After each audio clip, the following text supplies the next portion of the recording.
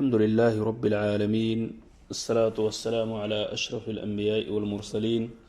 نبينا محمد وعلى آله وصحبه أجمعين أما بعد السلام علیکم ورحمۃ اللہ وبرکاتہ۔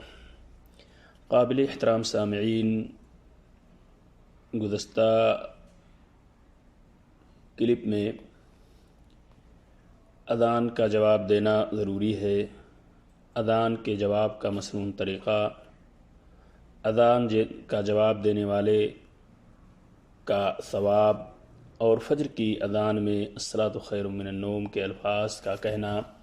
مسنون ہے، یہ ساری باتیں آپ کو بتائی گئی تھیں۔ اور آج مسئلہ نمبر 116 جس میں ہم یہ بتائیں گے کہ اذان کے بعد کون سی دعائیں پڑھنا یا اذان کے کون سے کلمات پڑھ کے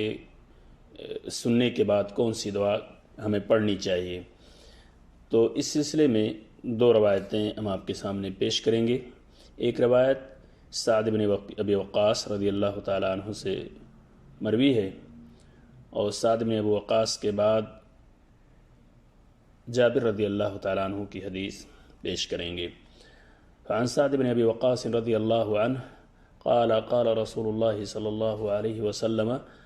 من قال حين يسمع المؤذن اشهد ان لا اله الا الله وحده لا شريك له وان محمدا عبده ورسوله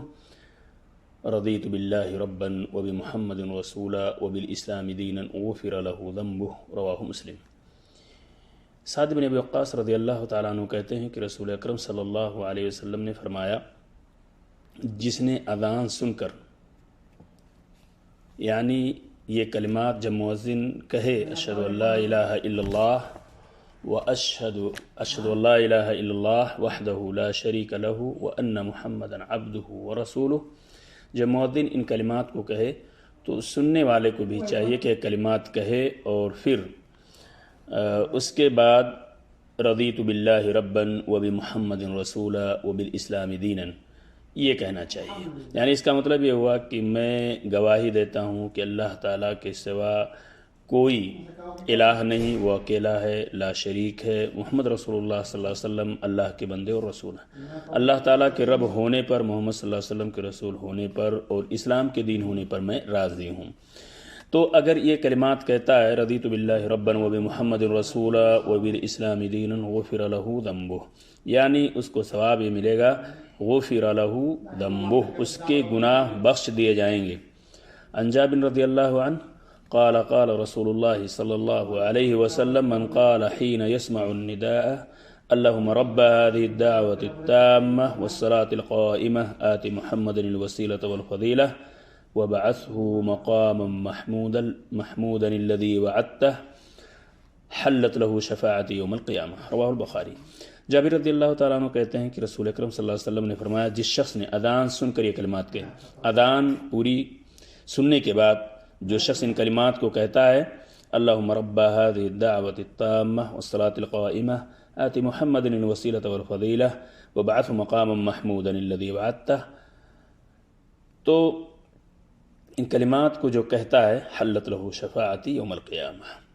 یعنی اللہ کے رسول صلی اللہ علیہ وسلم نے فرمایا تو قیامت کے دن اس کی سفارش کرنا میری ذمہ داری ہوگی۔ اور ان کلمات کو جو اذان کے بعد کہنے ہیں اس کا مطلب کیا ہے؟ تو اس کا مطلب یہ ہے کہ یا اللہ،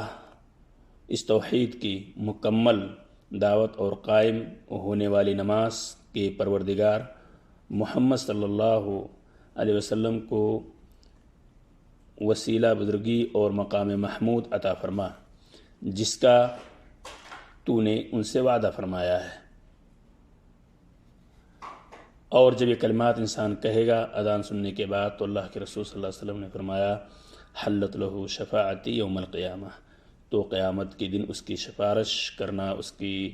شفاعت کرنا میری ذمہ ہوگی۔ اور یہاں ایک چیز کی وضاحت کر دینا مناسب ہوگا کہ اس دعا کے اندر آتی محمد الوسیلۃ والفضیلہ، تو وسیلہ جنت میں بلند ترین درجہ کا نام ہے،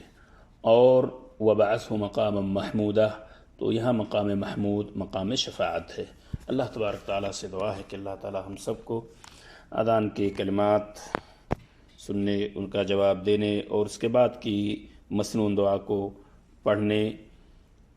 کی توفیق عطا فرمائے، تاکہ ہمیں وہ اجر و ثواب اور اللہ کے رسول صلی اللہ علیہ وسلم کی شفاعت حاصل ہو سکے جسے اللہ کے رسول نے وعدہ کیا ہے۔ السلام علیکم ورحمۃ اللہ وبرکاتہ۔